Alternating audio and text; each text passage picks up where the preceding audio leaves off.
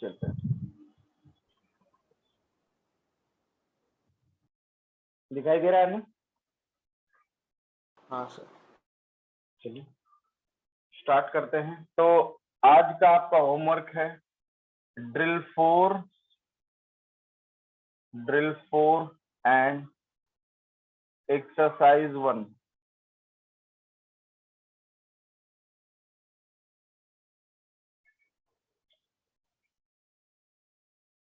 Drill 4 और exercise 1 से related कुछ भी अगर डाउट होगा तो अगर आपकी डाउट क्लास होगी तो जो उसको मन चाहे वो आए, अपना डाउट पूछ। डाउट क्लास में मुश्किल से 1-2 लोग आते हैं जो इवनिंग में लगती है कि अगर किसी को डाउट हो तो इतने बजे से 45 मिनट की क्लास होती है, लेकिन किसी बच्चे के पास 2 से ज्यादा डाउट नहीं रहते। तो आज इसे खत्म कर देंगे ड्रिल 4 और एक्सरसाइज 1 को। हाँ सर। सर वो सेकंड चैप्टर का एक्सरसाइज 1 ना? हाँ नहीं, एक्सरसाइज 2 दिया है, तो पहले आज ड्रिल 4 और एक्सरसाइज 1। सर एक्सरसाइज मतलब वो एनसीईआरटी वाली या दूसरी है? अरे नहीं भाई, मॉड्यूल मिला है नहीं तुमको, ये बताओ। नहीं सर। तब कैसे पता चलेगा? जल्दी से जाके मॉड्यूल लो। ये एक्सरसाइज 1, ये ऐसे दिया एक्सरसाइज मॉड्यूल में। चलिए तो अब हम स्टार्ट करते हैं chapter number 2, structure of atom, या इसे और एटॉमिक स्ट्रक्चर के नाम से भी जाना है।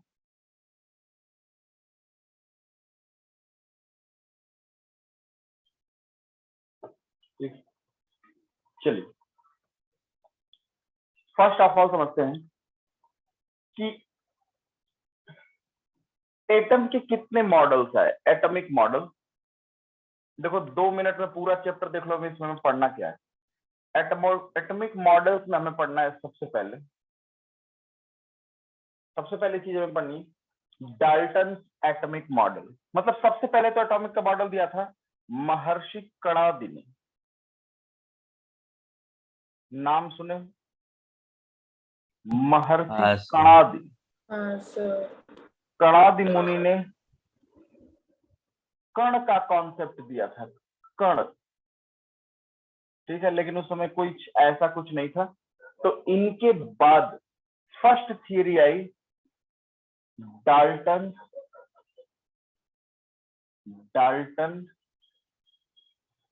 Atomic model. डाल्टन का एटॉमिक मॉडल है, ठीक है।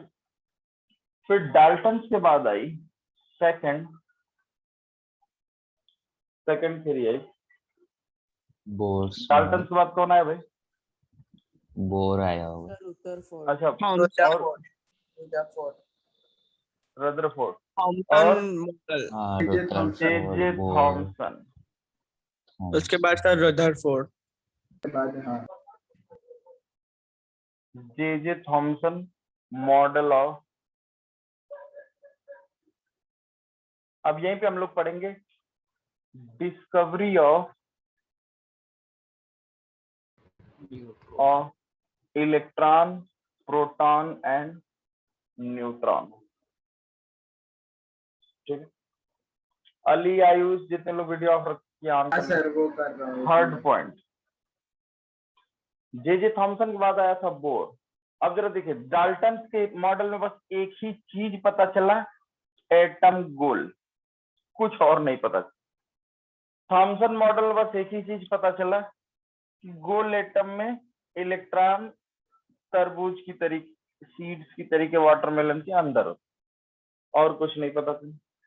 उसके बाद आया रदरफोर्ड मॉडल। इसको प्लानिटरी मॉडल भी बोला था, बोलो रदरफोर्ड तुम लोग बोलते हो रदरफोर्ड। तो रदरफोर्ड मॉडल में क्या पता चला? ये न्यूक्लियस की खोज इन्होंने की थी। इलेक्ट्रॉन न्यूक्लियस के चारों तरफ एक सर्कुलर पाथ में घूमता है। सर्कुलर में इलेक्ट्रॉन न्यूक्लियस के चारों तरफ मूव करता है। ये अगर एक लाइन में देखें तो यही बात पता चली। फिर बाद में पता आया Bohr model.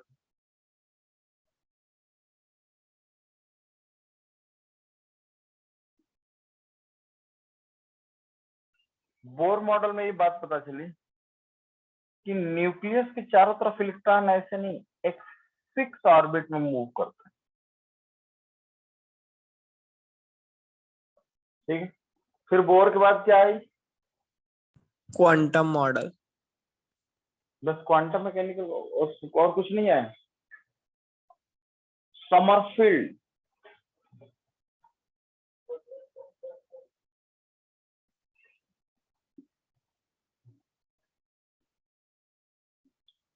Sommerfeld model. Sommerfeld ने किसका कॉन्सेप्ट दिया था? Elliptical orbit. ये जो नासा का लोगो देखे हो, हाँ सर। नासा का लोगो देखे हो, हाँ सर। Yes sir. ये समरफील्ड मॉडल का ही कॉपीराइट है। इलिप्टिकल ऑर्बिट का कॉन्सेप्ट दिया, सर्कुलर ने इलिप्टिकल। फिर इसके बाद आया डुअल नेचर ऑफ इलेक्ट्रॉन या dual behaviour of matter, de Broglie.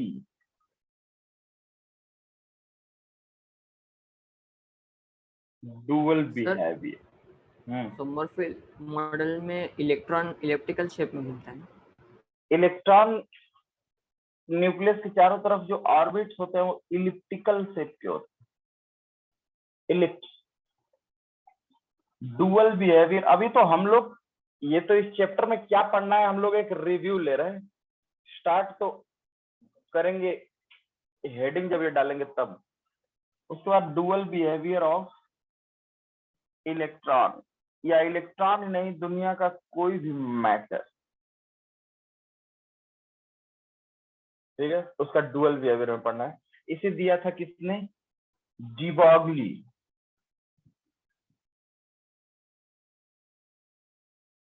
लिखा जाता है डी ब्रॉगली, पढ़ा जाता है डी ब्रॉगली।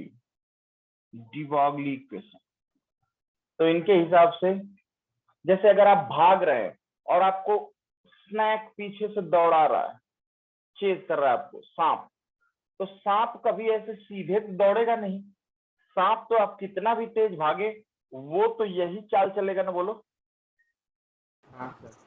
तो इन्होंने डुअल बिहेवियर बताया कि इन्होंने कहा था कि न्यूक्लियस के चारों तरफ ठीक है इलेक्ट्रॉन घूमता है, कोई प्रॉब्लम नहीं, लेकिन जब इलेक्ट्रॉन में पार्टिकल भी है और वेव भी है, साइमल्टेनियस बिहेवियर है, तो इसका मतलब इलेक्ट्रॉन ऐसे घूमता है।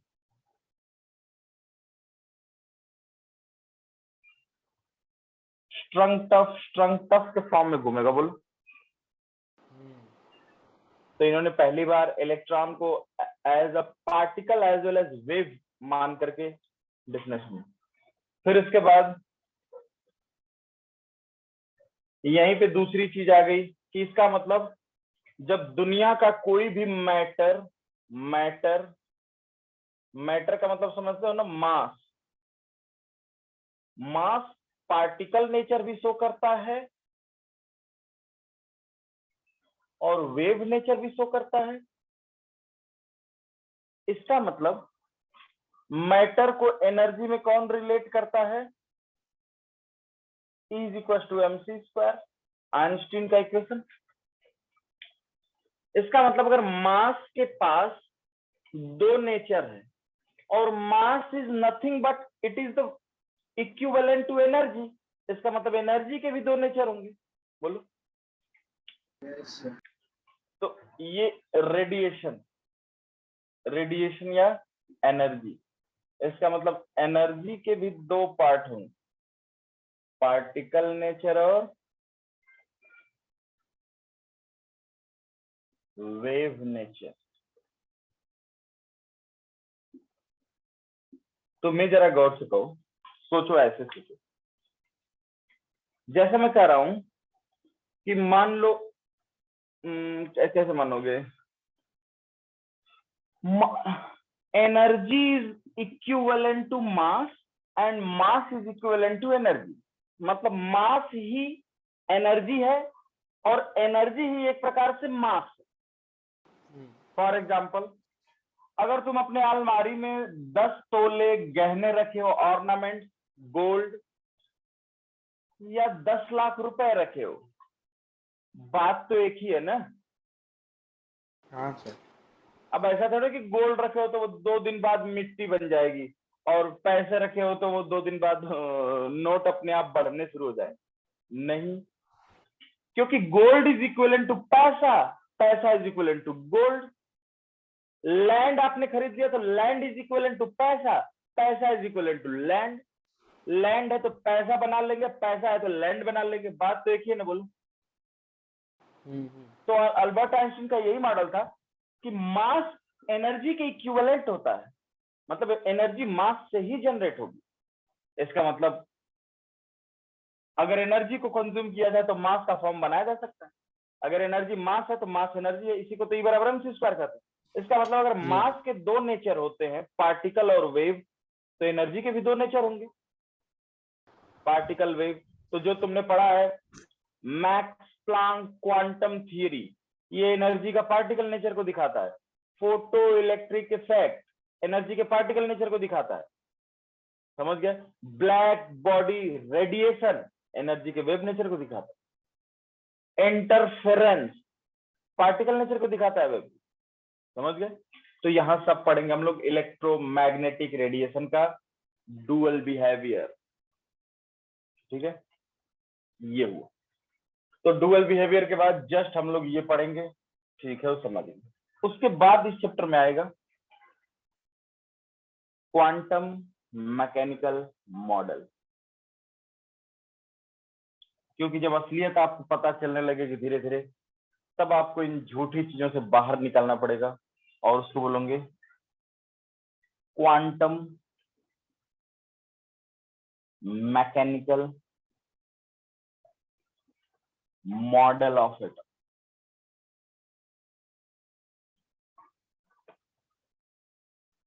ठीक है, तो यहां हम लोग पढ़ेंगे श्रोडिंगर वेव इक्वेशन,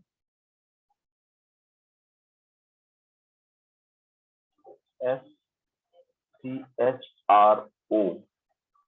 जर्मनी में U और O के ऊपर ऐसे 2 बिंदी लगी होती, श्रोडिंगर वेव इक्वेशन। तो इन्होंने एटम की इस मॉडल को एक्सप्लेन कर दिया था कि अगर एटम इलेक्ट्रॉन वेव है तो ऐसे मूव करेगा किसी बेटा।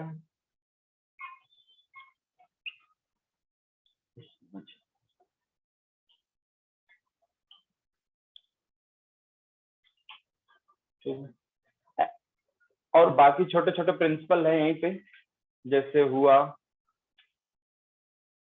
इसको थोड़ा सा मिटा दें। वो लिखना था। Yes sir. नहीं भी लिखेंगे तो पढ़ाना तो सब है ही, कौन सी बहुत बड़ी चीज। हम तो आपको 2 मिनट में ये बताना चाह रहे हैं कि इस चैप्टर में है क्या। परमाणु एटम की खोज करते करते करते करते हम एक जीपीएस सिस्टम बना लेंगे। जैसे पहले क्या पुलिस कैसे खोज करती थी, हाफ पैंट पहन के निकल जाती थी डंडा लेके जंगलों में, कहाँ अपराधी छिपे हैं। धीरे धीरे ये टेक्निक इतनी मॉडर्न हो गई कि आजकल जीपीएस ट्रैकर लगा दिए जाते हैं। पुलिस अपनी ऑफिस में बैठ के एसी में ही बता देती है गुंडा भाग रहा है वहां पकड़ो। तो हम परमाणु एटम की खोज करते करते करते करते एग्जैक्ट लोकेशन तक पहुंच जाएंगे इलेक्ट्रॉन। सर तो ऐसे ही हमको न्यूक्लियर मिसाइल्स मिलेंगे। न्यूक्लियस के अंदर नहीं जाएंगे, इलेक्ट्रॉन के लिए हम जीपीएस कर रहे हैं। मतलब मुझे चोर पकड़ना है, चोर के डीएनए की जांच नहीं करनी, मुझे बस चोर पकड़ना है। डीएनए की जांच करेगी फॉरेंसिक लैब हैदराबाद। तो फॉरेंसिक लैब का मतलब वो न्यूक्लियर केमिस्ट्री। न्यूक्लियस के अंदर हम नहीं जाएंगे, न्यूक्लियस तक जाकर के रुक जाएंगे, ठीक है। तो क्वांटम नंबर, ये पढ़ना हमें quantum number. These are the GPS system of location of electron. फिर इसके बाद पढ़ना है हमें पाउली पाउली एक्सक्लूजन प्रिंसिपल,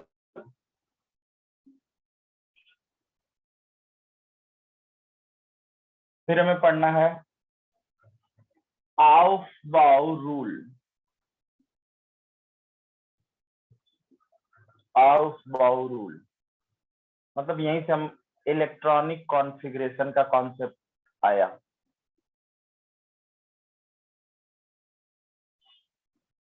फिर उसके बाद हमें पढ़ना है हुंड्स रूल। सर वो सेकंड वाला क्या है? पाउली, PAULIEF, पाउली साइंटिस्टों के नाम ऐसे होते हैं, आयुली पाउली। बोलो अब हम लोग जैसे नाम कहाँ रहे? रमेश, मुकेश, सुरेश, इस नाम से कोई रूल पढ़े? मुकेश ला कहाँ है बताओ? हुंड्स, हुंड्स के बाद 1 2 3 4 उसके बाद हमें क्या पढ़ना है? ऑफ बाउ प्रिंसिपल। उसके बाद हम लोग पढ़ेंगे ऑर्बिटल, ऑर्बिटल, फिर उसके बाद नोड, नोडल प्लेन, ETC। फिर जाके धीरे से चैप्टर को एक खूबसूरत मोड़ पे ले जाके छोड़ना। लेकिन ये बता के छोड़ेंगे कि इन्वेस्टिगेशन इज फर्दर नीडेड, मतलब खोज अभी खत्म नहीं हुई। हाँ बोलो बोलो।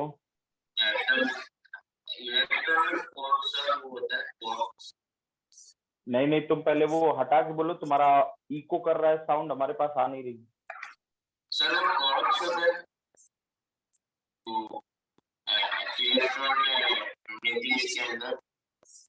ना तुम्हारी आवाज क्लियर नहीं आ रही। रोबोटिक जैसी आवाज आ रही है।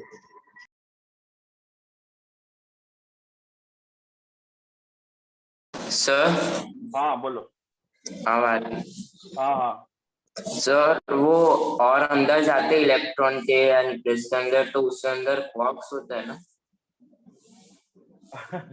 देखो एटम को डाल्टन ने कहा था कि एटम डिविजिबल नहीं, अभी हम लोग डिवाइड करेंगे। उसी समय एक साइंटिस्ट हुआ करते थे, ग्रीक के फिलोसोफर थे, उनका नाम था युकावा। युकावा ने उसी टाइम पे बोल दिया था कि कोई ऐसी चीज नहीं है जो डिविजिबल नहीं है इस दुनिया में, हर चीज डिवाइड होती। समझ गए? फिजिकल स्टेट में ना? हाँ फिजिकली डिविजिबल नहीं है, केमिकली तो डिविजिबल सब कुछ होता है। तो उन्होंने बताया कि एटम के कई सारे पार्ट्स आएंगे, जैसे electron, proton, neutron, neutrino, anti neutrino, positron, meson, Yukawa, ये सब क्या है? एटम के ही तो पार्ट हैं, सब एटॉमिक पार्ट। अब इनमें भी stable particle, unstable particle. Stable particle 3 ही है, electron, proton, neutron. Unstable particle positron, Mason, neutrino, anti neutrino, Yukawa, quark, जो सब बोल रहे हो सब अनस्टेबल पार्टिकल। समझ गए? वो समय के साथ अपना नेचर और फितरत बदलते रहते हैं। ठीक है, तो आएंगे अभी सब चीजों पे आएंगे, अभी तो बस शुरुआत है। हाँ बोलो बोलो। सर ये चैप्टर में सिर्फ थ्योरी है, तो सर हमें IIT आश्रम की मॉड्यूल ना, थ्योरी पढ़नी ना। चाहिए, NCERT? ना कौन कह रहा है कि इस चैप्टर में बस थ्योरी है? कौन कह रहा है? ये फिजिकल केमिस्ट्री है भैया। फिजिकल केमिस्ट्री भी मोल कॉन्सेप्ट की तरह होता है, न्यूमेरिकल ही होगा। फिजिकल मतलब आपको क्वेश्चन सॉल्व करने हैं, कहाँ थियरी? थियरी 2-4 क्लास छोटे छोटे इनिशियल वाले यहाँ तक आएगी, रदरफोर्ड, बोर। यहाँ बोहर मॉडल से न्यूमेरिकल स्टार्ट हो जाता है।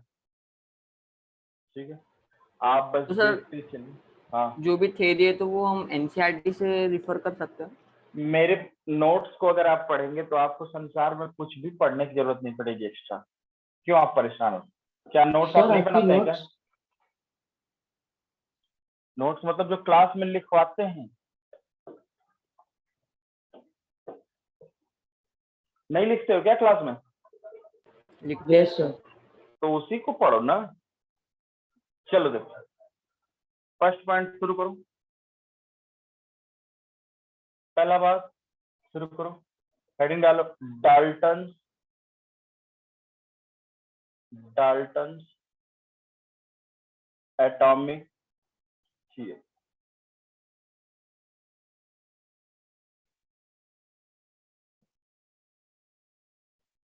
तो पता है तुम्हें, जॉन डाल्टन को एटॉमिक मॉडल का जनक माना जाता है, ओरिजिन कहा जाता है कि सबसे पहले first atomic model John Dalton ने दिया था।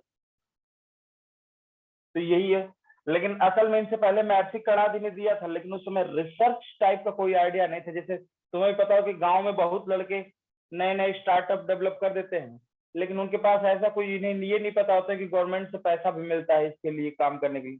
तो उन्हीं के स्टार्टअप को चोरी करके कुछ लोग बड़े बन जाते हैं। तो मतलब अनफॉर्चुनेटली फर्स्ट एटॉमिक मॉडल लिख लो, unfortunately first atomic model. Unfortunately क्यों? इनसे पहले महर्षि कणादि ने कण का नाम ले लिया, और वो कण असल में कुछ और नहीं, एटम ही था। ठीक है, ऐसे और तो बहुत सारी डिस्कवरीज है ना जो इंडिया में हाँ, तो बहुत सारे डिस्कवरीज हैं। और तुम्हारे मतलब मैथोलॉजिकल बुक्स में भी, चाहे किसी भी धर्म की चले जाओ, कण का कॉन्सेप्ट है। नहीं बोला था कि कण कण में ईश्वर विद्यमान है। तो कण कहाँ से है बताओ? कण मतलब स्मॉलेस्ट पार्टिकल। तो डाल्टन ने भी तो यही कहा था। पहला point, according to Dalton, Dalton ने कहा था कि atom is the smallest constituent particle of matter. बोलो, पदार्थ का सबसे छोटा स्मॉलेस्ट कॉन्स्टिट्यूएंट पार्टिकल मैटर का एटम कहलाता है। बोलो, atom is smallest constituent particle of element. किसी भी एलिमेंट का, या अगर उसको थोड़ा मैकेनिकल में सुनो तो मैटर ही कहो, मैटर का सबसे छोटा पार्टिकल क्या होगा? एटम। अब एटम से छोटा कल्पना नहीं की जा सकती है डाल्टन के हिसाब से। ठीक है, हेलो, गुस्सा? Yes sir. नहीं सर। किस बात का गुस्सा भाई? पढ़ो तुम नहीं, रिवाइज तुम न करो, गुस्सा हमारे ऊपर। दूसरा पॉइंट, एटम ने कहा atom is spherical in shape. ये इनके दिमाग की उपज थी, इसमें हम कुछ नहीं कर रहे हैं। मत कहना कि आपने पढ़ाया था, ये हमने कह दिया कि ये डाल्टन के हिसाब से। Atom is spherical in shape.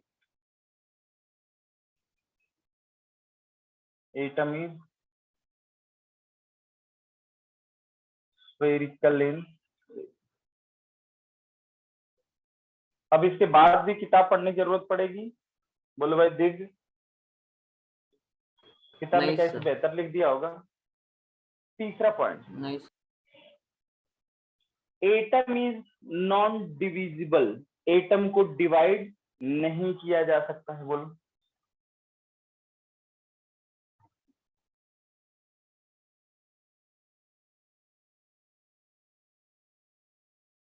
Atom को फर्दर डिवाइड नहीं किया जा सकता। जो सबसे छोटी चीज मिली वो एटम। फोर्थ पॉइंट, किसी भी केमिकल रिएक्शन में, भाई रिएक्शन तो एटम की खोज से पहले से है,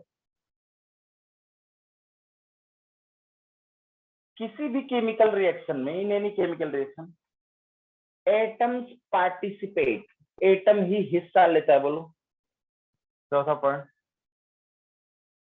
इन केमिकल रिएक्शन, किसी भी केमिकल रिएक्शन में एटम पार्टिसिपेट।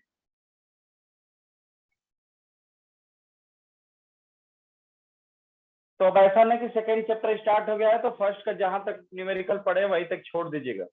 जितना गहराई में उतरेंगे उतना मजा आएगा। सवाल लगाने की ये खासियत होती है।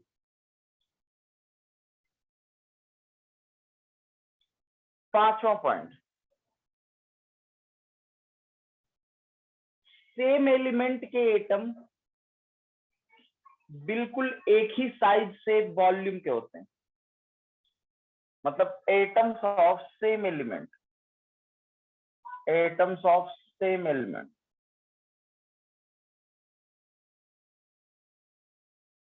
have same shape, size, volume, etc. But the atoms of different elements have different shape, size, volume. But the atoms of different elements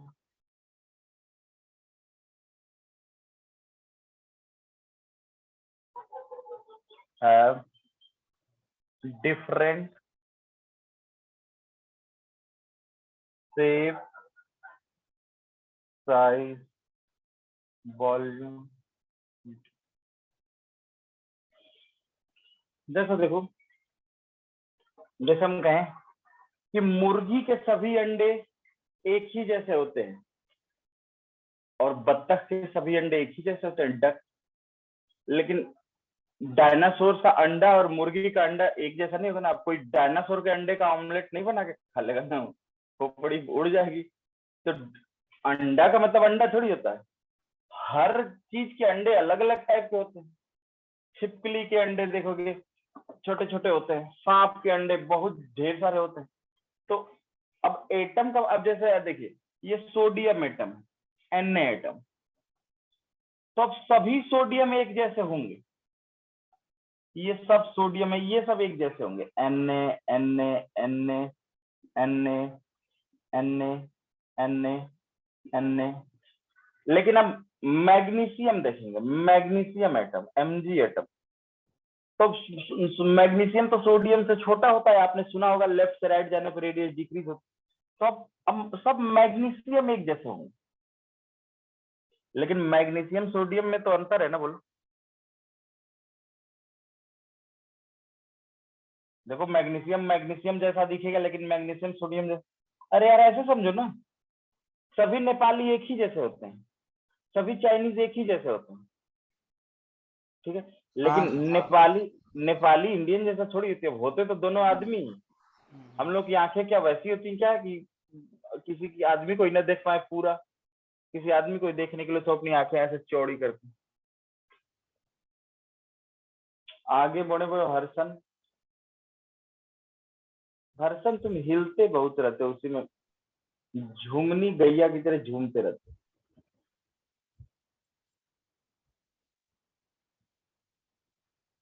ऐसे ऐसे करते रहते हो हमेशा, मैं देखता हूँ तुम्हारा वीडियो ऐसे ऐसे होता है, पता नहीं।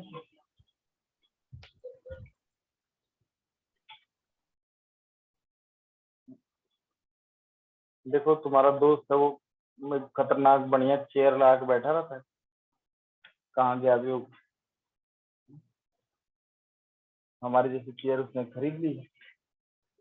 तो ये लग रहा है चेयर से ही पढ़ के इनका सिलेक्शन हुआ होगा, तो हम भी चेयर खरीदेंगे। ऐसे थोड़ी ना, हम जमीन पे बैठ के पढ़ते थे, हम लालटेन जला के, लैम्प। चलो छठा पॉइंट। अब मतलब ये समझो, अब मतलब कोई इस लॉ में कुछ रह नहीं गया है, डाल्टन फर्जी ला था। तो डाल्टन का लॉ जैसे कंजर्वेशन ऑफ मास, इसको सेटिस्फाई कर पाया, लेकिन बाकी लॉ सेटिस्फाई नहीं हो पाए। Law of conservation of mass, law of constant proportion, इन सबको वेरीफाई कर दिया, तो वो खुद ही बकवास थे। तो बकवास को वेरीफाई करके कौन सा बहुत बड़ा चीज कर ले। तो छठा पॉइंट लिख लो, this atomic model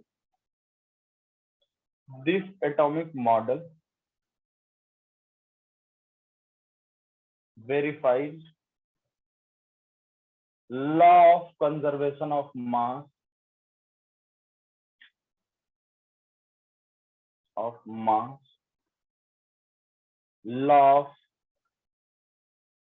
law of constant proportion या definite proportion।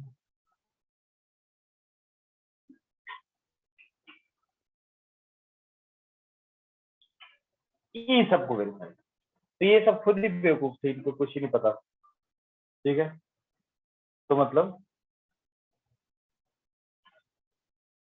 अब इसने जो सबसे बड़ी गलती कर दी ना, इसने जो बोल दिया कि atom is non divisible. Atom को, हाँ, एटम को फर्दर डिवाइड नहीं किया जा सकता। देख लो भाई, वीडियो जितने बच्चे ऑफ किए हैं उन्हें डरने की कोई जरूरत नहीं है, पुलिस नहीं पकड़ेगी, ऑन कर लें।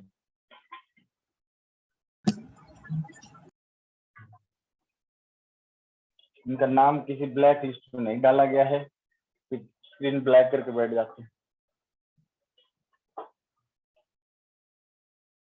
तो सीख गए कि नहीं डाल्टन का एटॉमिक मॉडल क्या है। डाल्टन के एटॉमिक मॉडल, एक ही चीज तो बस पता चला कि ये एटम गोल होता है और सबसे छोटू होता है। और क्या पता चला भाई, और इनसे क्या सीख लेंगे हम? ये गलत थे। ड्रॉबैक।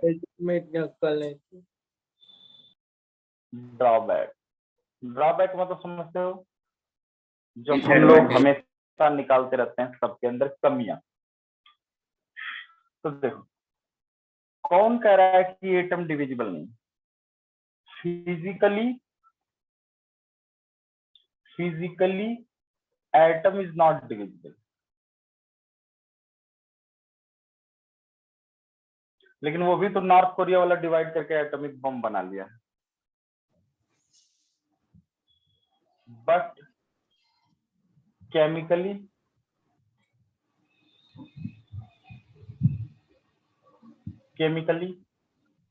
एटम को तो डिवाइड किया।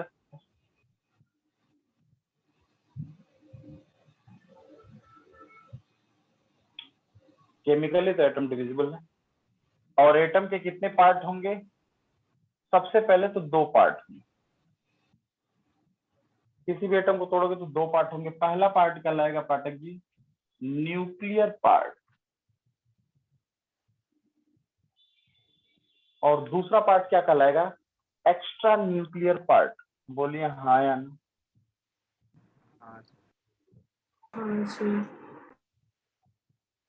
न्यूक्लियर पार्ट में कौन रहता है? Nucleus, neutron and proton. जो कोई भी रहेगा उन सबको न्यूक्लियॉन्स बोलेंगे। बोलो।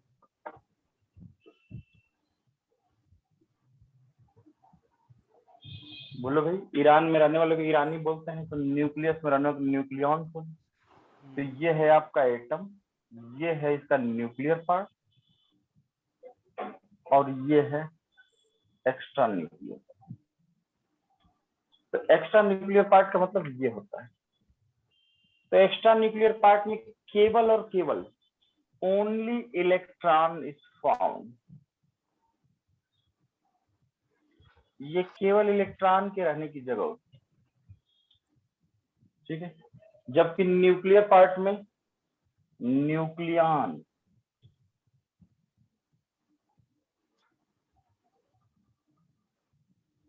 Nucleons are found. न्यूक्लियॉन्स का मतलब समझते हैं? प्रोटॉन,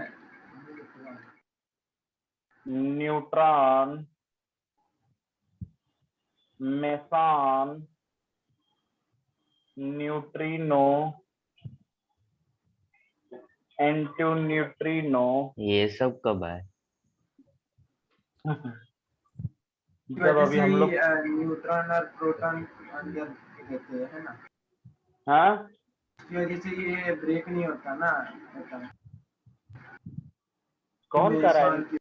न्यूक्लियर रिएक्शन में हम क्या ब्रेक करते हैं? नहीं सर, मतलब वो एटम फिर बाद में वो पूरा बिखर नहीं जाएगा, न्यूट्रॉन और प्रोटॉन एक साथ है। क्या? फिर से बोलो, फिर से, मैं नहीं समझ पा रहा हूँ। सर वो न्यूट्रॉन और प्रोटॉन एक साथ कॉन्सेंट्रेटेड है, तो उन दोनों को एक साथ पकड़ के कौन रख रहा है? मतलब तुम तो ये कह रहे हो कि 2 प्रोटॉन को, रिपल्सन को कौन रोकता है? वो क्यों नहीं हाँ। फट जाता है अपने आप? न्यूक्लियर आ रहे हैं। सर वो सब यही सब कॉन्स्टिट्यूएंट्स है ना जो रोकते हैं उनको। हाँ, न्यूक्लियर फोर्स है तो उसमें एक ही कॉन्स्टिट्यूएंट है मेसान का, बाकी सब लोग यही काम थोड़ी है। सब लोग का काम यही है कि घोटाला पकड़ना। अब हम सब लोग घोटाला पकड़ेंगे, भ्रष्टाचार पकड़ेंगे, तो पढ़ाएगा कौन? पढ़ेगा कौन, रिसर्च कैसे होगा बताओ। हाँ बता रहे हैं, बता रहे हैं।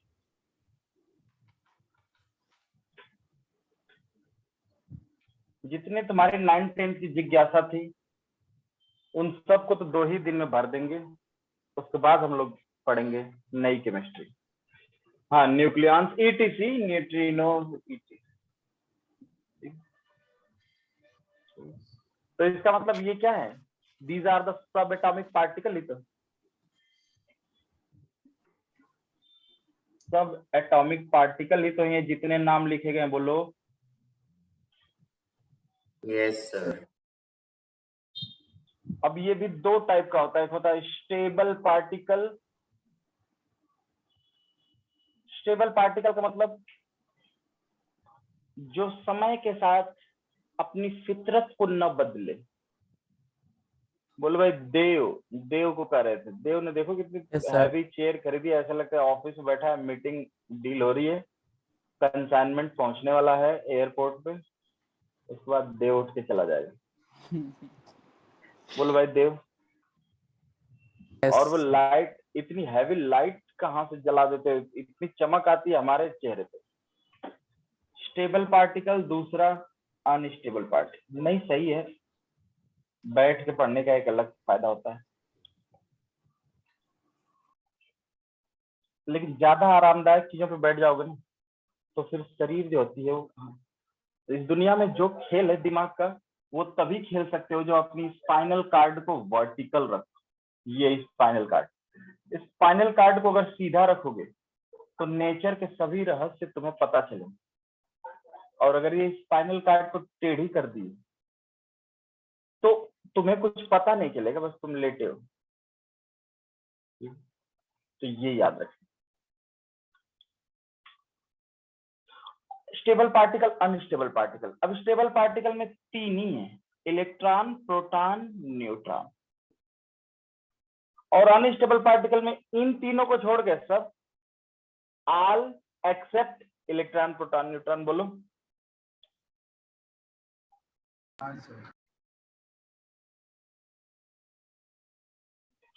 हाँ अब बारी आती है इनका एक क्वेश्चन है जिज्ञासा, जो काव्या पाठक का भी होगा। 10th में इन लोगों ने टीचरों से अपने पूछ के परेशान कर दिया होगा।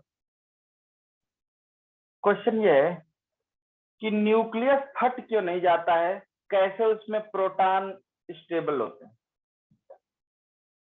तो मुझे पहले एक डाउट है। हाँ बोलिए।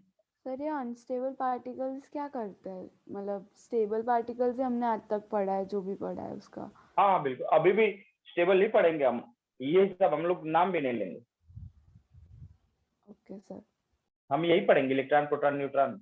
हाँ इनका काम होता है, देखो जैसे तुम्हें लग रहा है कि कीड़े मकोड़े का धरती पे क्या काम है, अगर कीड़े मकोड़े नहीं होते तो नाइट्रोजन की कमी पड़ जाती है, और अगर नाइट्रोजन की कमी हो जाएगी तो इंसान की आयु पता है, जो 75 ईयर 80 ईयर जीता है वो 22 साल में खत्म हो जाएगा। 22 साल में खत्म मतलब 5 साल के अंदर ही आपको 10th पास कर लेना पड़ेगा नहीं तो 10वीं पास करके आदमी मर जाएगा। मतलब कीड़े मकोड़ों का इतना जबरदस्त योगदान है। तो अनस्टेबल पार्टिकल का योगदान होता है, जबरदस्त कंट्रीब्यूशन होता है। अब देखिए क्या होता है, ध्यान से देखिए। जैसे इन्होंने कहा, आपका भी क्वेश्चन बिल्कुल वही है, तरीका बस अलग। इन्होंने कहा कि न्यूक्लियस फट क्यों नहीं जाता है, why 2 protons held together, why 2 proton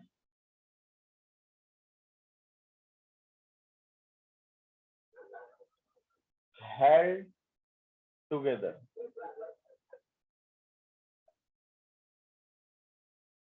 ठीक है,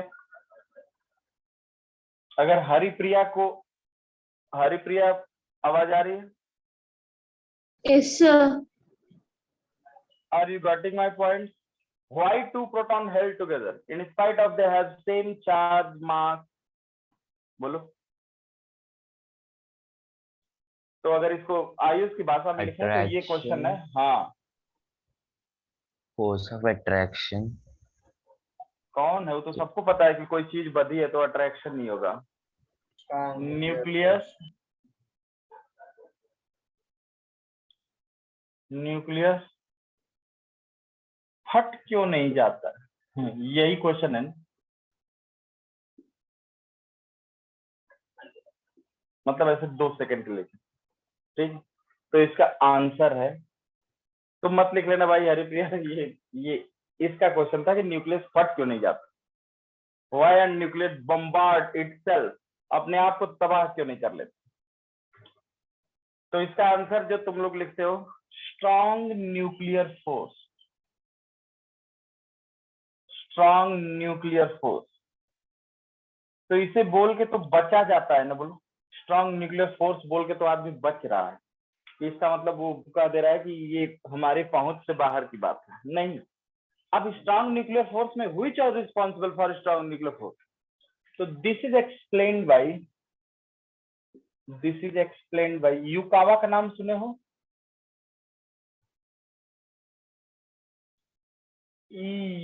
EUKAWA शायद उसका नाम है, Yukawa, one bone and two dog theory.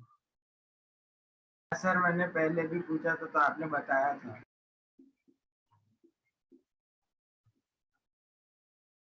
अगर आप चाहते हैं कि 2 कुत्ते एक साथ बंधे रहें और भौं भौं भी ना करें, तो उनके बीच में आपको एक हड्डी फेंकनी पड़ेगी।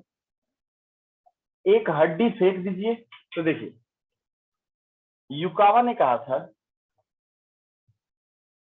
पता तो चली गया होगा ये क्या है, बोलो। हाँ, हड्डी।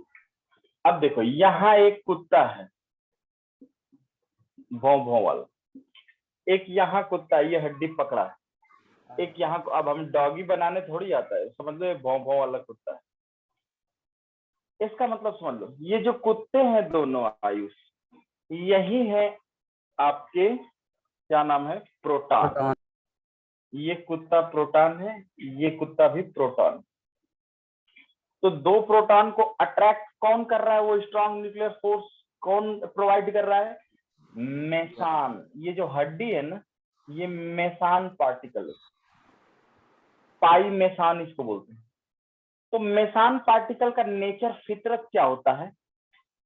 मेरी बात तो सुनिए, ये ब्रोकर जैसे होता है। अगर लैंडलॉर्ड नहीं है तो ब्रोकर ही मकान मालिक बन जाता है, और अगर लैंडलॉर्ड है तो ब्रोकर मकान मालिक नहीं बनता है। ये पूरा दलाल जैसा होता है। तो मेसान, अगर 2 पॉजिटिव के बीच में मेसान आता है तो वो अपने आप को निगेटिव कर लेता है, और अगर 2 निगेटिव के बीच में मेसान आता है तो अपने आप को पॉजिटिव कर लेता है। मतलब कि न्यूक्लियर साइंस कहती है कि जरूरी नहीं है कि सेम चार्ज रिपेल करें। सेम चार्ज तभी रिपेल कर सकते हैं जब उनके बीच कोई तीसरा इंटरमीडिएट न हो।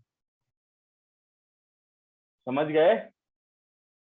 अरे 2 नहीं, देखो 2 गुंडों में, 2 गुटों में लड़ाई हो जाती है तो एक सुलह कराने वाला बीच में आता है। कॉम्प्रो करा देते हैं, कॉम्प्रो, चलो आज के बाद लड़ाई नहीं होगी, कॉम्प्रो कर लो। तो मेसान कॉम्प्रो कराता है। तो ये 2 प्रोटॉन के बीच में, 2 प्रोटॉन पॉजिटिव, ये भी प्रोटॉन पॉजिटिव, तो इसके बीच में मेसान बिहेव्स एज नेगेटिव।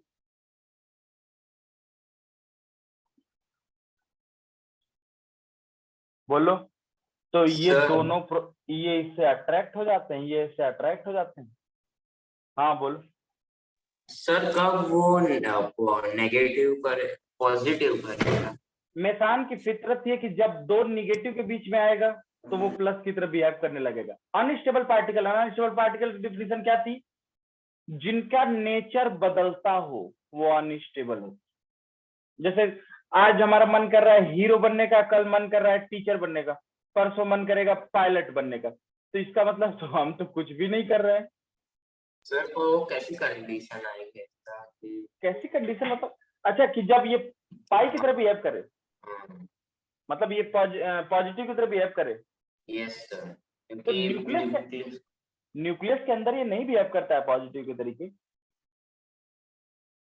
नहीं कर पाएगा। न्यूक्लियस के अंदर नहीं करेगा, वो न्यूक्लियर केमिस्ट्री में पढ़ोगे जब न्यूक्लियस के अंदर दो निगेटिव चार्ज रहेंगे, अगर ये मान लो कोई और न्यूट्रिनो या एंटी न्यूट्रिनो, मतलब कोई और दो और चार्ज है जिन पे निगेटिव चार्ज है, तो उनके बीच में पाई मेसान अगर वो हेल्ड है, एक दूसरे से हेल्ड है, नहीं टूट रहे हैं, बिखर नहीं रहे हैं, तो उनके बीच पाई मेसान पॉजिटिव की तरफ बिहेव कर सकता है। मतलब पाई मेसान एक कॉम्प्रोमाइजर होता है, ये दो सेम चार्ज को कॉम्प्रोमाइज करके बांध के रखता है। सर इसमें ऐसा समझ क्या गए? खासियत है जो वो ऐसे बदल जाते हैं एकदम गिरगिट की तरह? अब गिरगिट की तरह नहीं, यही तो क्वांटम मैकेनिक्स है। क्वांटम मैकेनिक्स बाबू ये कहती है, तुम यूट्यूब पे देखे होगे, यंग्स डबल स्लिट एक्सपेरिमेंट का नाम सुना हो? हाँ सर सुना है। क्या sir? Young's double slit experiment. यहाँ No, दो sir. छेद कर दिए गए, ये देखो ये दो छेद है, एक यहाँ पे होल दिखाई दे रहा है बीच में, एक यहाँ, इसे S1 इसे S2 होल का है, और यहाँ से फोटॉन फेंका जाता है। फोटॉन, फोटॉन मतलब लाइट पार्टिकल, अभी आएंगे। तो जब तुम फोटॉन को देखते हो, यहां लगा दिया जाता है स्क्रीन, पर्दा। तो जब तुम फोटॉन को देखते हो तो ऐसा लगता है कि फोटॉन एक ही होल से जा रहा है, ठीक है। लेकिन जो तुम्हारी पलक झपकती है, यहाँ पे हर जगह फोटॉन गिरा रहता है। इसका मतलब ये कैसे हो रहा है? इसका मतलब ये समझो कि फोटॉन मतलब लाइट कब पार्टिकल नेचर शो करेगी, कब वेव नेचर शो करेगी, ये लाइट बता सकती है, हम नहीं बता सकते। बंद करी तो वो वेव नेचर, और हमने नहीं, हम जब देख रहे हैं फोटॉन को तो वो पार्टिकल नेचर की तरफ बिहेव कर रही है। जब हमने आंख बंद कर लिया वो वेव नेचर की तरफ बिहेव करने लगी। इसका मतलब कि ऐसा लगता है कि जैसे लाइट को पता चल गया हो कि कोई उसे देख रहा है।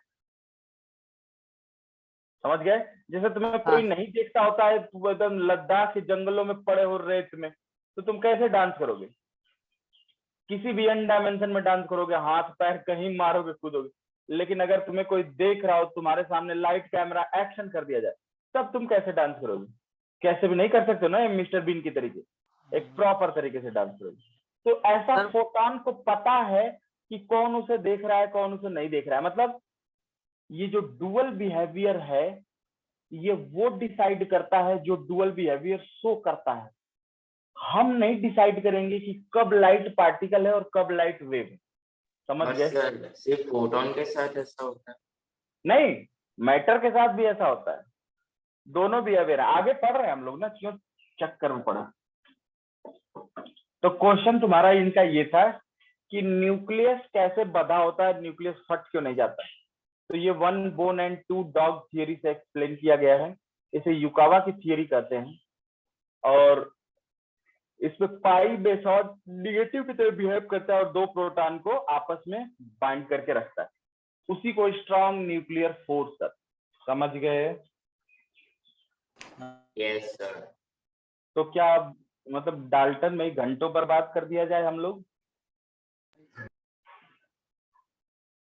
आगे भी निकले, नहीं तो डाल्टन को पढ़ पढ़ के तो लोग डिप्रेशन में चले जाएंगे। इतनी वाहियात थियरी इसने दी थी, इससे बढ़िया तो 9वीं का बच्चा थियरी लिख दे। लेकिन एक काम बढ़िया किया, इससे ये बता दिया कि एटम गोल, बहुत बढ़िया काम हुआ। ये भी हमसे चुरा के बोला होगा। क्या हो गया इसको? ये भी कहीं से चुरा के बोला होगा। तो तुम्हें क्या लगता है कि रिसर्च होता है तो सब चुराही के लोग रिसर्च करते हैं? सर्च कहाँ कोई करता है? सर्च किया था न्यूटन ने। सर्च उसे कहते हैं जो आप देखें, महसूस करें और खोज देखिए क्या चीज है। अब ऐसा तो है नहीं कि पहले ग्रेविटी थी उसके बाद पता चला कि एप्पल नीचे गिर। पहले एप्पल गिरता था, उसके बाद ग्रेविटी की खोज। तो दूसरा मॉडल थॉमसन एटॉमिक मॉडल, देख लो भाई, जे थॉमसन का एटॉमिक, लिख लो।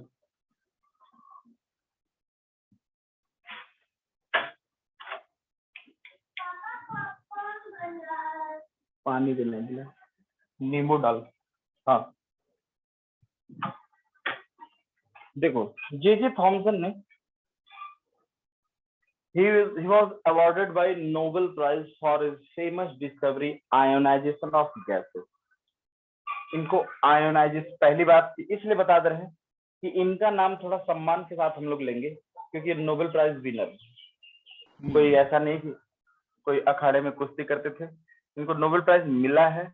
इन्होंने इलेक्ट्रॉन की खोज की थी 1896 में, 1896 में इनकी रिसर्च आई थी, उसमें इलेक्ट्रॉन की डिस्कवरी पब्लिश की। ठीक है, तो देखो काव्या दादा देख रहे हैं तुम्हारे, पढ़ाई करो।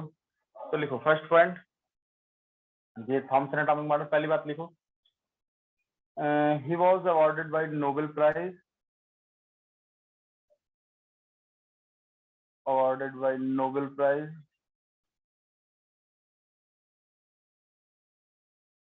in 1896, नहीं सन वन छोड़ो, इतिहास से क्या, Nobel prize for is famous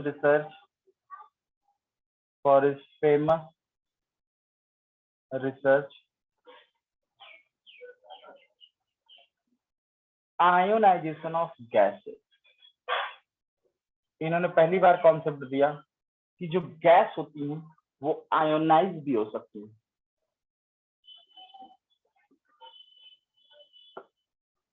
ठीक है सर, आयोनाइज होना यानी आयोनाइज होना मतलब कि जैसे अपने चार्ज हो, जैसे अपने पेन को अपने बालों में रगड़ करके और ऐसे पेपर पे करो तो पेपर चिपक जाता है उससे, देखिएगा ध्यान। तो हाँ सर, यहीं से हम लोग को डिस्कवरी ऑफ, तो जिन लोग सबमिट नहीं कर रहे हैं असाइनमेंट, उन लोग का नाम हम देते जा रहे हैं ऑफिस में। अब वो उनकी गार्जियन से बात करेंगे पीटीएम करके।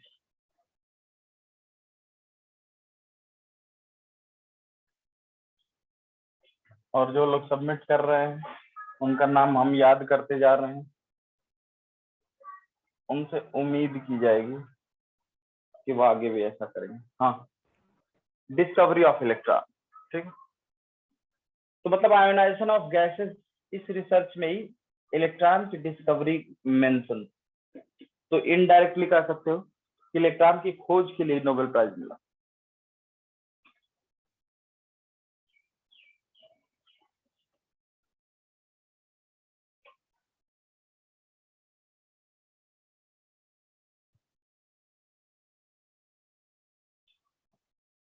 आगे बढ़े बोलो।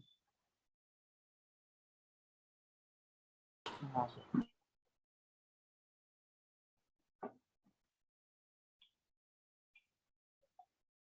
देखो उसके बाद इनके मॉडल में कोई बहुत दम नहीं था, एटॉमिक मॉडल में इनके हिसाब से था। थॉमसन एटॉमिक मॉडल को आप देखेंगे, this model is also called plum pudding model या watermelon model. This model is also called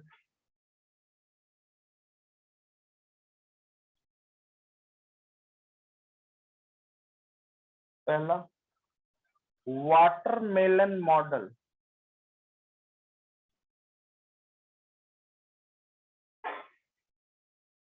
और प्लम पडिंग मॉडल।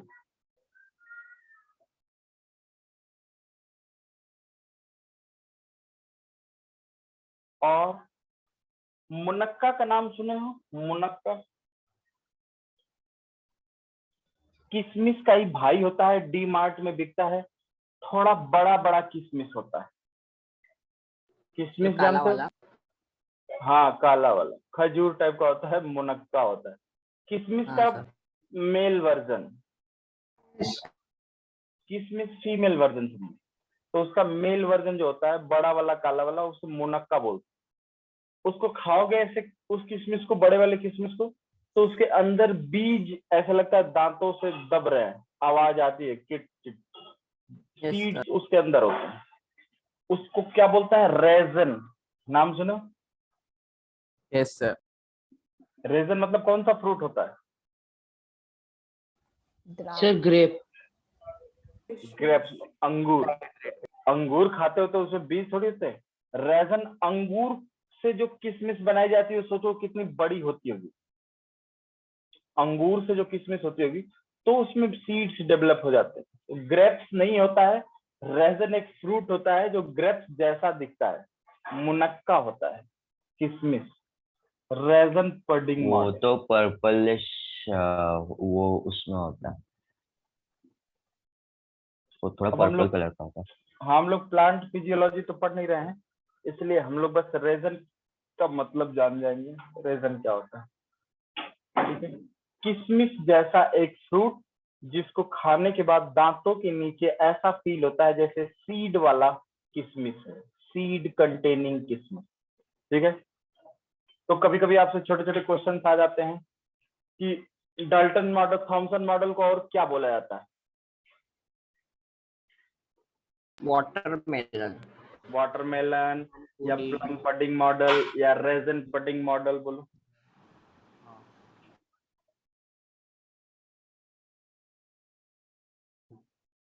आगे बढ़े। हाँ। तो इनके हिसाब से according to Thompson,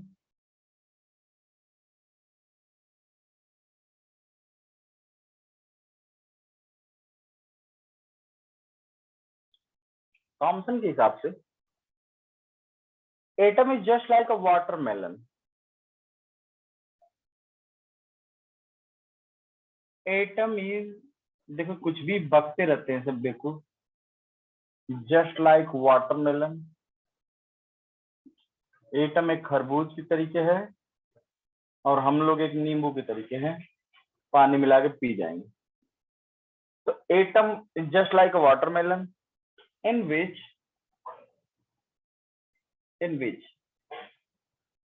the negative part मतलब इलेक्ट्रॉन, क्योंकि इलेक्ट्रॉन की खोज इन्हीं ने की थी। the negative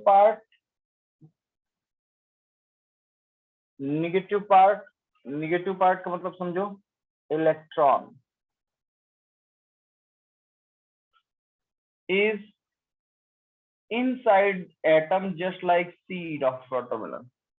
inside the atom, तो सबसे बड़ी गलती तो इसने यही कर दी, इलेक्ट्रॉन को कर दिया अंदर है। मतलब कोई ये कहे कि शरीर अंदर है और आत्मा इसके चारों तरफ है, तो पगलेट वो फील होगा कि नहीं? बोलो, आत्मा अंदर है ना, शरीर उसके बाहर है ना, बोलो। तो इसका मतलब inside the atom like seed of watermelon, seed of watermelon. Sir वो उसमें हम ऐसे डिसाइड कैसे कर सकते कि वो नेगेटिव है और ये पॉजिटिव है? ये हम थोड़ी, उन्होंने कहा था। हम तो डिसाइड करेंगे रदरफोर्ड में। देखो जब इनकी कमी बताएंगे तब ना। हम लोग तो दूसरे की कमी निकालते हैं, उसके बाद अपनी अच्छाई बताते हैं। देखो भाई, हरसन जगो सो रहा है, इसलिए कहना बेड के पास से ही बैठना चाहिए, सोया हुआ चेहरा पता चल जाता है। हाँ सर एंड, हाँ बोलो। सर किसने कहा कि इलेक्ट्रॉन का चार्ज नेगेटिव होता है? ये थॉमसन ने कहा, कैसे किया? अभी बता रहे हैं, डिस्कवरी ये ऑफ तो इलेक्ट्रॉन, कोई भी अभी हेडिंग डाल रहे हैं, अभी 2 मिनट वेट करो, सब प्रूफ करेंगे। And positive part of atom, और एटम का पॉजिटिव पार्ट जो होता है like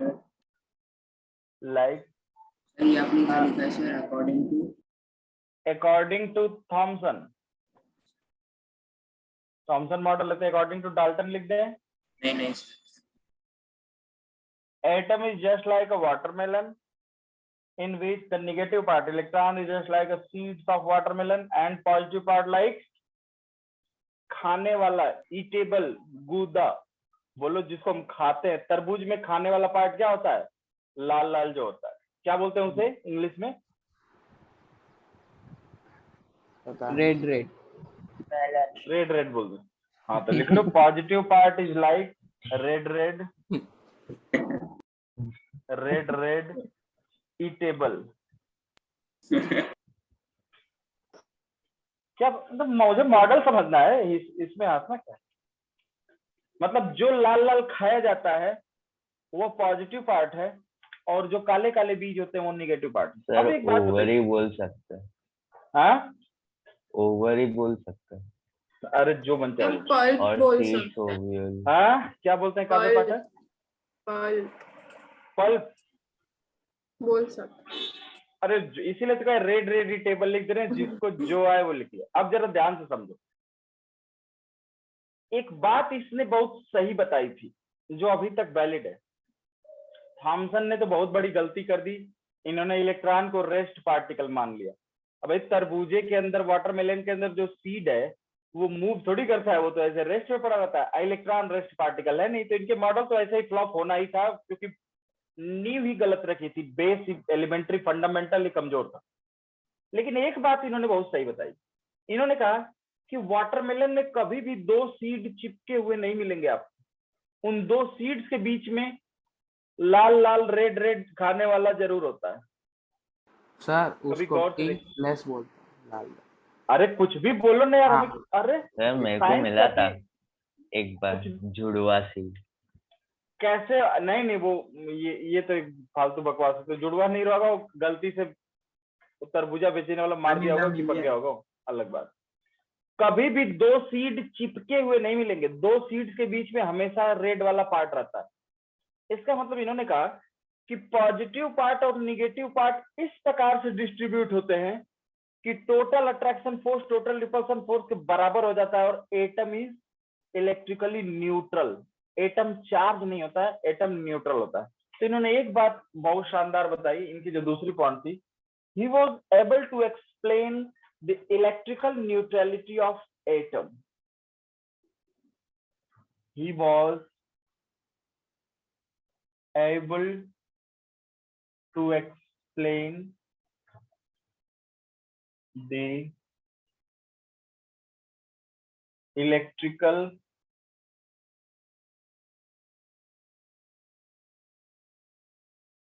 neutrality of atom. Atom की इलेक्ट्रिकल न्यूट्रलिटी को बताने में ये सफल रहे, और यही इनका सबसे बड़ा अचीवमेंट था, बिग अचीवमेंट।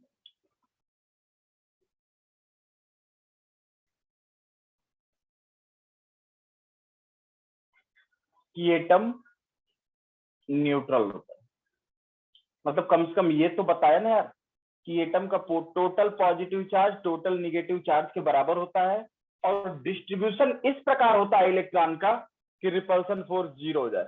ऐसा नहीं कि एक ही जगह सारे बीज इकट्ठे हो जाएं, ताकि तरबूज खाओ तो एक बाइट में पूरा बीज ही बीज आए और एक बाइट में बीज आए ही नहीं, ऐसा नहीं होता है। हर तरबूज की हर बाइट में एक सीड जरूर जाता है कम से कम, जिसको आपको थ्रो करना पड़ता है निकाल के, या हमारे जैसा आदमी तो चबा के खा जाता है। मुझे तो पता है सीड में ही प्रोटीन होता है। बोलो, किसी भी चीज के सीड को फेंकना नहीं चाहिए सिवाय मैंगो के। मैंगो का भी खा जाना चाहिए, लेकिन लोग खा नहीं पाते। आगे बढ़े। सर मैंगो की तो गुटली बनाते ना। अरे तो उसी से तो नया ट्री बनता है। इसका मतलब उसके अंदर कितनी क्षमता होती है बताओ, नया ट्री बना सकता है। तुम तो उसका वेस्ट मटेरियल खा रहे हो, जो फेंक देना चाहिए उसे खाते हो, जो खाना चाहिए उसे फेंक देते हो। जिसके अंदर ताकत है नई ट्री बनाने की, उसे फेंक देना। बड़े होके देखोगे तो जितने बड़े बड़े सब सन्यासी और बड़े बड़े सब होते हैं लोग, वो सीड ही खाते हैं। पंपकिन का सीड, इसका seed highly proteins natural protein होता है। पंपकिन का सीड बहुत गंदा होता है। हाँ गंदा लगता है, अलग बात है। बॉडी बिल्डर जब जितने देखोगे सब वही तो खाते, नहीं देखो पाउडर शेक वो सब चबाते रहते हैं, सीड्स ही होते हैं। मैंने एक बार मेरे को पंपकिन का सीड खाने को बोला। और ये काजू, ड्राई फ्रूट्स, ये क्या होता है? सीड्स ही तो होता है, जिसे इतने महंगे बिकते हैं हजारों। हाँ ये बात। अब तो इनका ये एक अच्छा अचीवमेंट था, बाकी कोई बहुत बढ़िया अचीवमेंट नहीं था। एक तरबूज बनाओ, electron electron electron electron seeds की तरह छींट दो,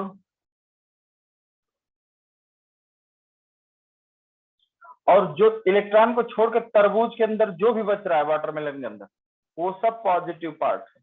कभी भी दो इलेक्ट्रॉन चिपके नहीं मिलेंगे, इनके बीच में हमेशा एक निगेटिव पॉजिटिव। एक बात बताओ, दो इलेक्ट्रॉन के बीच में अगर हमेशा एक पॉजिटिव चार्ज है तो ये इसको खींचेगा, ये इसको खींचेगा, तो सिस्टम तो स्टेबल होगा ही। बोलो, टोटल फोर्स, नेट फोर्स 0 आ जाएगा। बोलो।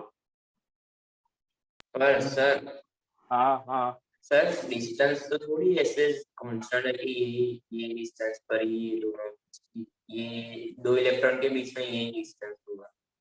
नहीं, डिस्टेंस की बात नहीं है। अगर मान लो यहाँ डिसबैलेंस हुआ तो कहीं और बैलेंस हो जाएगा। मतलब अल्टीमेटली अगर सिस्टम को देखो, जैसे ये देखो, तुम ऐसा सोच रहे हो, हम कह रहे हैं कि गैस, ये इसमें गैस भरे हो, गैस में अगर मिलियंस ऑफ मॉलिक्यूल है तो सबकी स्पीड अलग होती है ना। कोई मॉलिक्यूल ऐसे जा रहा होता है, कोई ऐसे जा रहा होता है, कोई ऐसे जा रहा होता है, कोई ऐसे जा रहा होता है, कोई ऐसे जा रहा होता है, कोई ऐसे जा रहा होता है। तो क्या अगर इन सब का स्पीड का सम करें तो हम नेट स्पीड तो 0 बोल सकते हैं? बोलो। Yes sir. तो क्या इसका मतलब गैस मॉलिक्यूल मूव ही नहीं कर रहा है, रेस्ट में है? इसलिए तो गैस की डिफाइन होती है आरएमएस स्पीड, कि भैया कहीं ऐसा नहीं कि एवरेज स्पीड को 0 बोल दें फिर कह दें कि गैस तो रेस्ट में है। फिर साइंस अपने ही नियम को कंट्रोवर्सी करने लगेगी कि गैस रेस्ट में कैसे हो सकती है, गैस तो मूव करने के लिए ही जानी जाती है।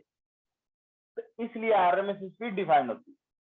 तो इस हमारा कहने का ये मतलब है कि तुम एक पार्टिकल को ना देखो एक जगह, सिस्टम को देखो, सिस्टम ओवरऑल न्यूट्रल।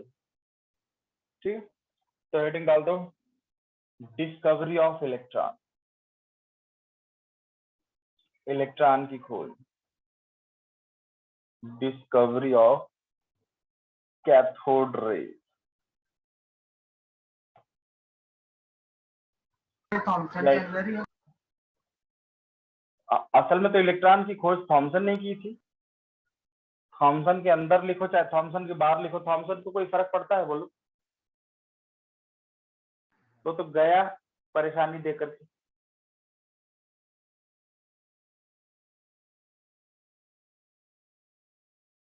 तो ये बात आपने 10th में भी पढ़ी होगी।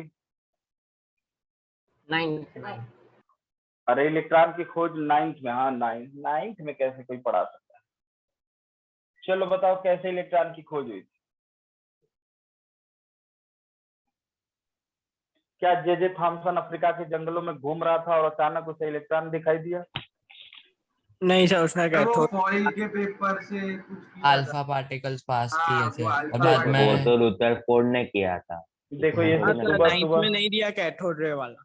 अरे पर सुबह उससे वो पता नाश्ता चल नहीं कर, सुबह सुबह बिना नाश्ता के देखो दिमाग कैसे भटकने लगता है। सर रुदरफोर्ड के मॉडल से तो वो रुदरफोर्ड के मॉडल को इलेक्ट्रॉन की खोज में डाल दिए सब, अल्फा पार्टिकल। इलेक्ट्रॉन की खोज हुई कैथोड रे डिस्चार्ज ट्यूब से। देखिए इधर एक ये हम बनाते हैं कैथोड रे, आप गूगल पे डालिएगा कैथोड रे डिस्चार्ज ट्यूब, तो आजकल बहुत डिजाइन किया गई। लेकिन पहले मोबाइल आप देखेंगे कैसे थी, एक पत्थर टाइप की नोकिया थी, जिसे मार दीजिए तो आदमी मर जाए, सर पे फट जाए। तो बेसिक मोबाइल वायरलेस टाइप की हम बना रहे हैं, simple cathode ray discharge tube. इसमें ये एक प्लेट लगा दी अंदर, इस प्लेट को निगेटिवली चार्ज कर दी, तो इसे ही हम लोग बोलते हैं कैथोड। और इसको बैटरी के टर्मिनल्स जोड़ दिए, negative positive negative positive negative positive negative positive. अब ये कई सारी बैटरी बनाने का मतलब इन्वर्टर, इतनी भयानक वोल्टेज यहाँ से देखिए, लगभग 10,000 वोल्ट की बैटरी बनाए। 10,000 वोल्ट, इतना तक का वोल्टेज जनरेट कर सकते। देखो पावर हाउस, देखो पावर हाउस जहाँ लिखा रहता है खतरा, डेंजर, ऐसे दो Yes, हड्डी sir. बनी होती है, बोन, हाँ सर। तो वहां लिखा रहता है 10,000 वोल्ट। या इस बड़ी बड़ी हाईवे पे देखोगे जो वायर आते रहते हैं जिनसे आवाज आती रहती है, चर लाइट चलती है, तो और वो कहा जाता है कि 11,000 वोल्ट के वायर हैं, बोलो, जिनसे लाइट सीधे कंपनियों में भेजी जाती है। अब जरा ध्यान से देखो, यहां हमने लगा दिया एक vacuum pump, vacuum pump, vacuum pump का मतलब समझते हैं, इसको तो दबा, कचरा बाहर निकालता। कचरा नहीं बाहर निकालना भैया, नाला वाला है क्या कचरा निकालेंगे? वैक्यूम पंप का मतलब होता है वैक्यूम क्रिएट करना, इसकी एयर बाहर निकालना। कचरा देखो, नाश्ता अपना शाम का बचा के रख लिया करो लोग, फिर सुबह क्लास में बैठो तो थोड़ा बहुत। और इस प्लेट को बैटरी के पॉजिटिव टर्मिनल से जोड़ दिए। बोलो भाई देव, समझ में आ रहा है? Yes sir. तो जिसको पॉजिटिव प्लेट से जोड़े उस पर पॉजिटिव चार्ज आ गया, इसे हम लोग कहे एनोड। अब देखो, जब इससे तुम पूरी चीज बाहर निकाल लिए, उसके बाद कोई एक गैस डाल दो, कोई एक गैस मतलब कोई भी एक गैस डाल दो। अच्छा इसे बंद करो, नहीं तो पूरा वैक्यूम क्लीनर तो फड़फड़ा के फट जाएगा। इसे बंद, ठीक है? हाँ या ना, अपने बीच में कहीं मीटर मीटर भी लगा लेना कि करंट फ्लो तो थोड़ा निडल डिफ्लेक्शन हो, फट फट हिले तो समझ जाएंगे ओहो आ रहा, तूफान आने वाला, ठीक है? अब इसमें डाल दी हम कोई गैस, एक गैस डाल, ठीक है?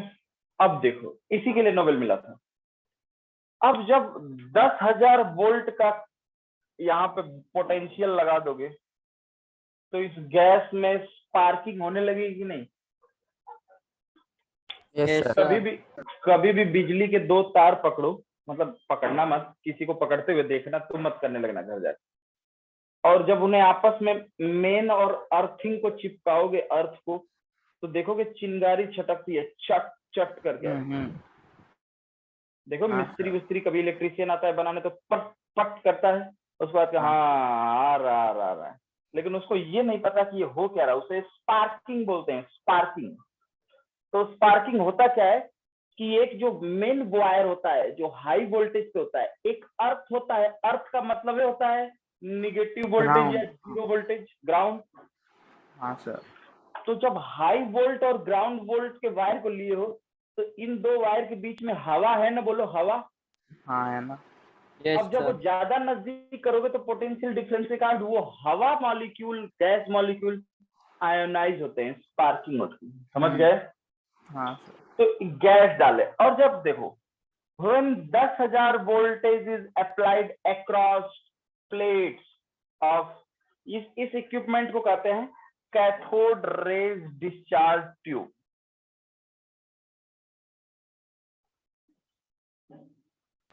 तो सर स्पेस में क्या होता होगा?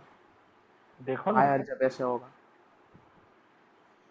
स्पेस में इतनी, एक बात बताओ, वोल्टेज ज्यादा होगा तब स्पार्किंग होगी, गैस ज्यादा होगा तो स्पार्किंग नहीं होगी। मेरी बात को समझो, जैसे मान लो तुम 10 लोग हो और एक कुत्ता दिख जाए तो हो सकता है उस कुत्ते को परेशान कर दे, और तुम अकेले हो और 10 कुत्ते दिख जाएं तो हो सकता है कुत्ते तुम्हें परेशान करें, बोलो। हाँ सर। तो वोल्टेज ज्यादा होना चाहिए स्पार्किंग के लिए, गैस ज्यादा हो जाएगी तो स्पेस में कैसे स्पार्किंग कराओगे? स्पेस में स्पार्किंग करा लेकिन मिलियंस ऑफ वोल्टेज चाहिए, कहाँ से लाओगे?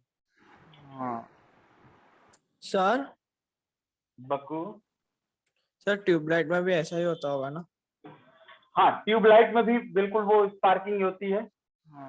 ट्यूबलाइट जो जलती है वो 2 इलेक्ट्रोड देखोगे पहले, लेकिन अब तो मतलब काफी छोटा कर दिया गया है, सिस्टम को बहुत मॉडर्न कर दिया गया है। पहले जो मोटे मोटे ट्यूबलाइट के रॉड आते थे उसमें ये कॉन्सेप्ट था। अब तो चूंकि एलईडी वाला जब से आए तब से बदल गया है, मॉडर्नाइज हो गई चीजें। हाँ देखो जरा ध्यान, तो इसमें डाल दिए गैस। अब देखो when 10,000 volt is applied across the plates of cathode ray discharge tube, when 10,000 voltage is applied across the plates of cathode ray discharge tube.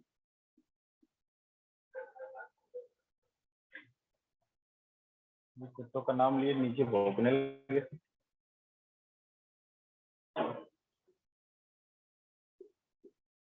एक दिन मैं देखा तो मेरी गाड़ी के आगे बोनट पे बैठा था एक कुत्ता। मैं इग्नोर करके चला गया, कहीं बुरा न मान जाए, नहीं तो दौड़ा लेगा। ट्यूब, ठीक है। तो 10,000 का वोल्टेज, तो क्या होगा बोलो? Sparking of gases will occur, जिसे उन्होंने कहा था ionisation. Then ionisation of gas start. अच्छा हाँ, एक चीज और, अब प्रेशर बहुत लो, अंदर का प्रेशर इतना लो कर दिया गया ना, बहुत लो प्रेशर। वैक्यूम क्रिएट करने का मतलब क्या होता है बताओ? प्रेशर जीरो, लगभग जीरो। वैक्यूम में कहाँ प्रेशर लगता है बोलो?